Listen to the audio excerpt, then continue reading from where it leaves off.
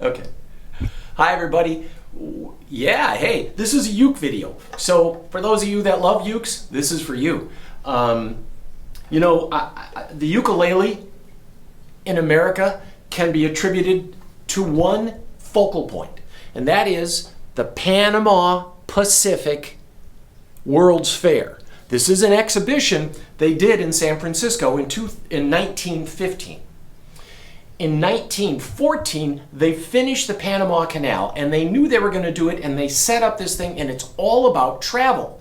You could now go from the Atlantic Ocean to the Pacific Ocean without going all the way around the Horn of South America to get to it. It cut travel time down dramatically, and it really did open up the world. And Hawaii tourism made a point of displaying Hawaii Cultural Center, and that's where they showed the world ukuleles. So that's 1915. By 1920, you can imagine all these college kids with their raccoon coats and they're playing a ukulele trying to impress, and that was it. There is so many images of the 20s college student with a long raccoon coat and 23 skidoo, and they are playing ukuleles. It was that 1915 Panama-Pacific Exhibition set the United States on fire. Remembering now, there isn't even radios in most households, let alone TV, but somehow this caught on. Now, this is something you'll find. This is really a cool uke, and this is from my collection. So I might sell it, but this is actually something that is marked for Schmidt Music. So here it is, our 35th anniversary, and Schmidt Music is probably celebrating, 75 years? Maybe 100? And this is for made for Paul A. Schmidt. Manufacturers catching on to this craze would have ukuleles made in Hawaii. And you can usually always tell Hawaiian ukuleles from two things. There's a lot of things, but two things for you to remember from this video. First off, it's got a crown. There's a crown. Hawaii, in that time period, was run by kings and queens. They were royalty. You can tell from the crown and the headstock. That is a nod to royalty. And then there's also a Spanish heel on the back. You see this back goes over the heel like that. Now there's a fancier version of a Spanish heel I won't go into, but generally speaking, when you see that going over the heel and not a separate heel cap, the back covers that up, and your crown, that's a Hawaiian made ukulele. Now this, from this time period, these were made for tourists largely. If you were to go to Hawaii, you'd first have to get out to California, and then you'd take 2-week boat ride to get to Hawaii. You're not going to stay the weekend and then take 2-week boat back. You are going to stay there. And they wanted people to stay there, and they're promoting tourism. So you'll see a lot of Hawaiian ukuleles, and they always have the crown. I just want to point this out. This will also have tension tuners, which you kind of twist and push in, and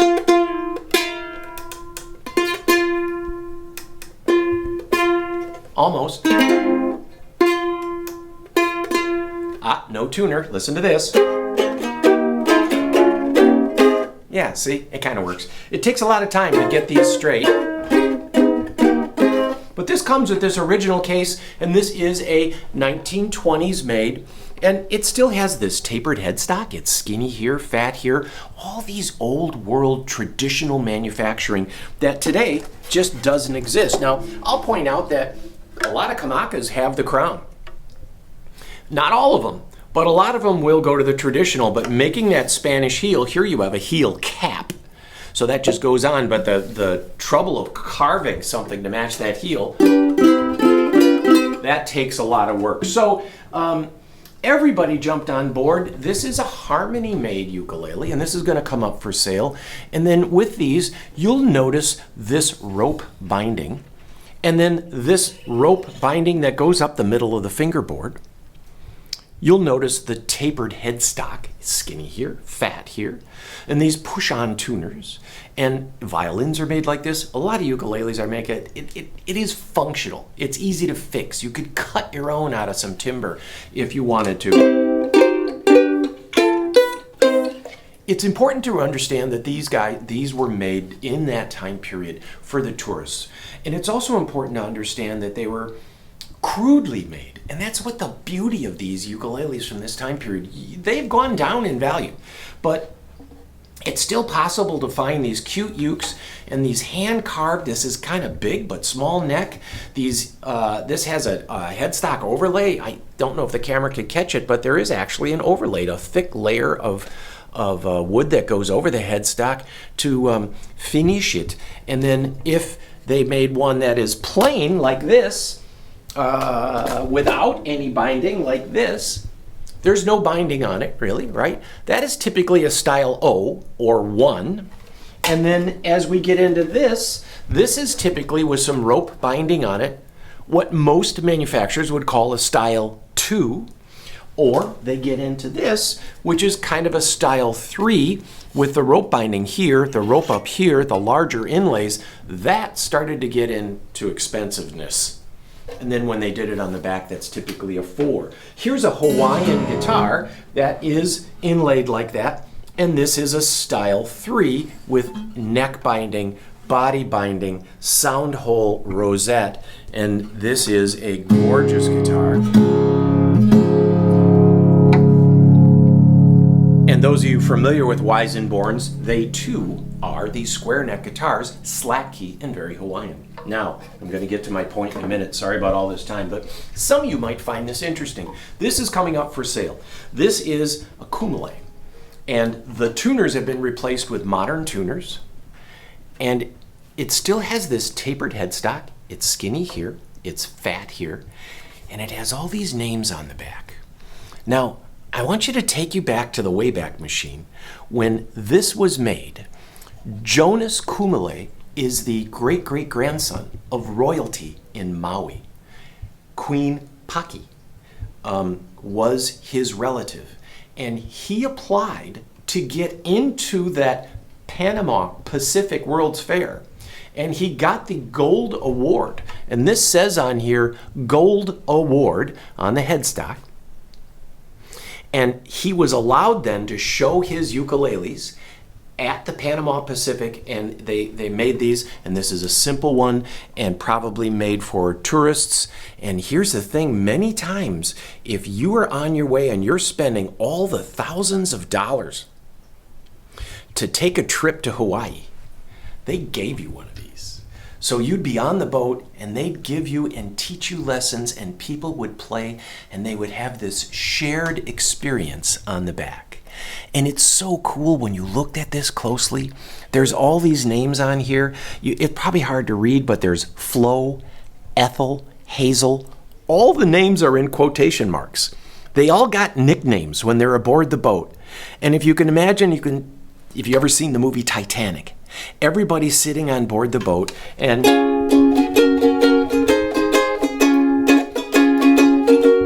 or in this case,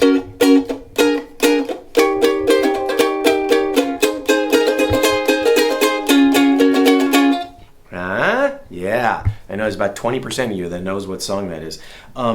The crudeness of it, the imperfect body, the neck with a glued-on heel like this. Still, though, with a tapered headstock, there is such beauty in this. And it's always, always made of koa, because that koa only grows in the Hawaiian island chain. And I say chain because those islands go out a ways all the way to Midway. But this is coming up for sale, and I'm selling it with all this on the back. You'll see these ukes for as much as $1,500, and people that are really into Hawaiian history, this is going to be closer to $400 because of these scratches. Yet there's something about the history of all the names on the back, and all the names are in quotation marks. Ethel, Flo, Ben. It's neat.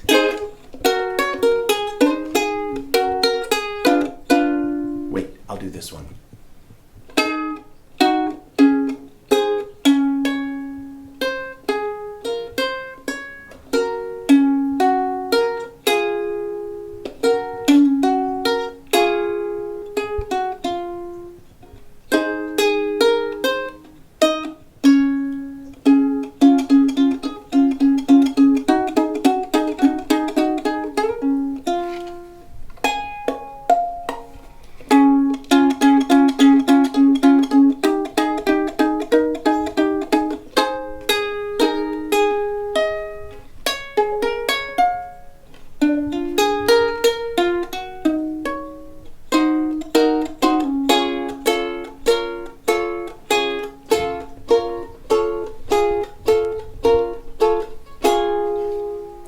They're beautiful little instruments with this tiny voice, and it does bring you in. But if you get a few people together and you can teach them 3 simple chords, these things are a blast. Now, we carry a lot of ukuleles. I love ukuleles.